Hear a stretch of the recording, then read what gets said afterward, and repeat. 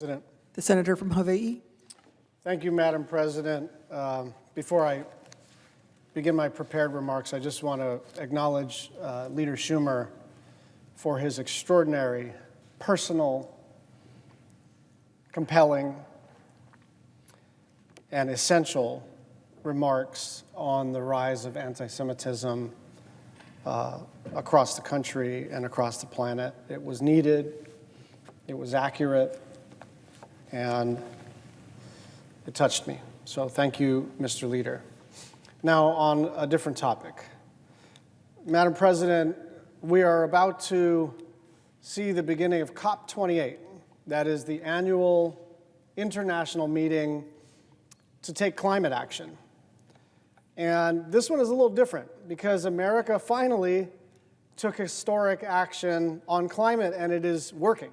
And so the message that America will be bringing to this COP, COP28, which begins in Dubai tomorrow, is that we finally did it. We finally took the biggest climate action in human history. Is it enough? No. Is it more than we've ever done before? Absolutely. It's more than we've ever done before. And the COP is a unique opportunity for governments across the world to work together and coordinate their response to what is the greatest challenge of our time, the climate crisis.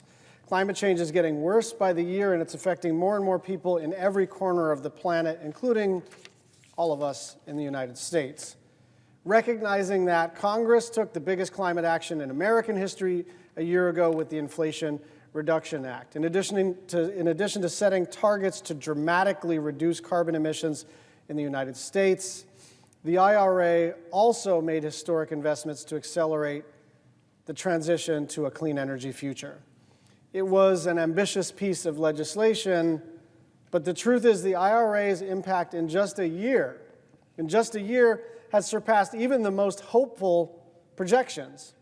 And none of the parade of horribles that the fossil fuel industry articulated ended up happening.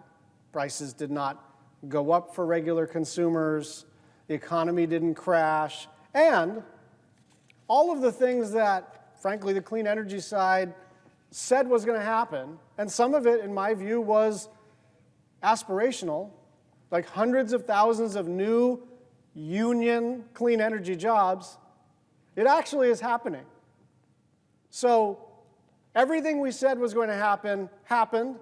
None of the things that they were fearing would happen, did happen. And it's working faster and better and more powerfully than even our experts were able to project. But there is still more to come. The IRA is proof that big, bold climate action is not just possible, but it benefits everyone. And it offers a roadmap for the rest of the world. As my dear friend and family member, may she rest in peace, Madeleine Albright, always said, we are the indispensable nation. The United States is the indispensable nation. And I look at the presiding officer, and I think you know this. When we go abroad, it is a little shocking the extent to which people are hanging on tenterhooks, wondering what does the United States think?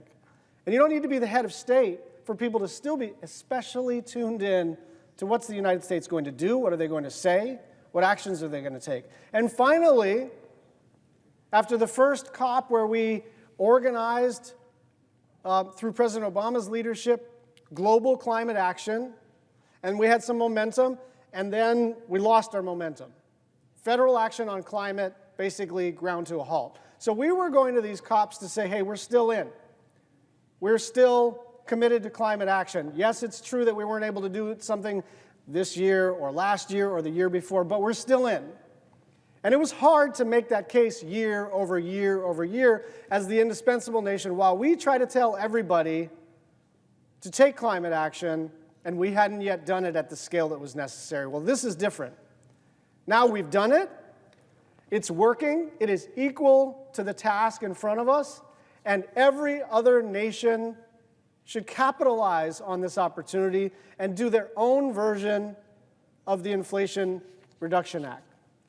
This is a real chance for us to put words into action. We've been talking about what to do about climate for years. It is time to finally put the resources and the money behind those pledges. as time runs out. What absolutely cannot happen in this conference is that it cannot be co-opted by fossil fuel interests. Too many oil and gas companies are paying lip service to addressing climate change, all the while actively expanding their fossil fuel enterprise. Just this week, we saw alarming reports that the host of the COP was looking to cut deals with countries on oil and gas projects. Now, I know that he denied that. I know that the reporting is somewhat mixed, and I don't begrudge UAE chairing this COP. It's a rotating COP. It goes by region. UAE gets to chair it. That's not the problem. The problem is the extent to which fossil energy companies, the American Chamber of Commerce, and other international corporations have decided to bear hug this process to undermine it.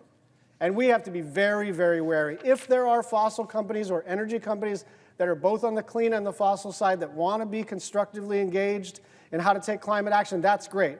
But we will be damned if we allow these companies to bear hug the COP process to the point where it becomes meaningless. And so myself, Senator Whitehouse, Senator Cardin, Senator Heinrich, Senator Markey, and others will be watching this like a hawk.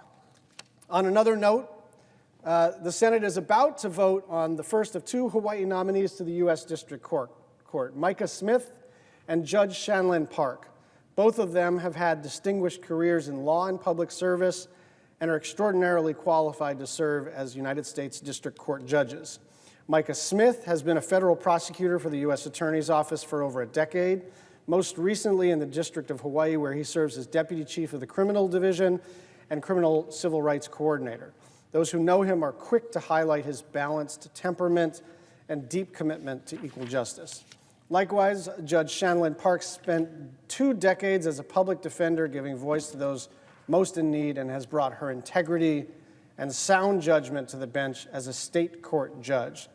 Both of these nominees represent the very best of Hawaii and will represent all of us well on the judiciary, and I urge my colleagues to vote to confirm them both to the federal bench. They both had a bipartisan vote in the Judiciary Committee, and I'm looking forward to a bipartisan vote on the floor.